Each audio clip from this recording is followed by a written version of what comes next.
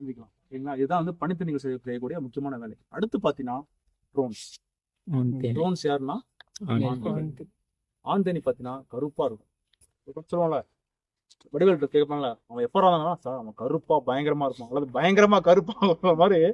இந்த ட்ரோன்ஸ் பார்த்தீங்கன்னா நல்ல கண்ணுங்கரையன்னு இருக்கும். தலை பார்த்தீங்கன்னா சட்டி தலை மாதிரி இருக்கும், ஹெல்மெட் போட்ட மாதிரி இருக்கும். என்ன காரணம் பார்த்தீங்கன்னா கண்ணு பெரிய பெரிய கண்ணு வச்சுக்கிட்டு அங்கேயும் இங்கேயும் என்ன பண்ணும், ஆளை பார்த்து திரும்பி திரும்பி பார்த்துட்டு எதுக்கு அப்படி பார்க்குது, எப்படா ராணி தேனி வெளியே போவோம், ராணி தேனி கூட மீட்டிங் பண்ணு சொல்லிட்டு எல்லாமே விழிப்பா இருக்கும். அதே மட்டும் இல்லாம அந்த ஆண் தேனி ரெக்க பார்த்தீங்கன்னா பயங்கர வலுவா இருக்கும், ஸ்ட்ராங்கா இருக்கும். என்ன காரணம், ஹைட்டா பறக்கும். ராணி தேனி ஈக்குவலா போட்டு போட்டு மேல பறக்கும். சரிங்களா? அதனால ஆண் தேனின்றது ஒரு முக்கியமான அங்கம் தான். அது ரொம்ப சோம்பேறி தேனி. இதுக்கு யாராச்சும் ஊட்டி விடணும் சார், அதே சாப்பிடாது.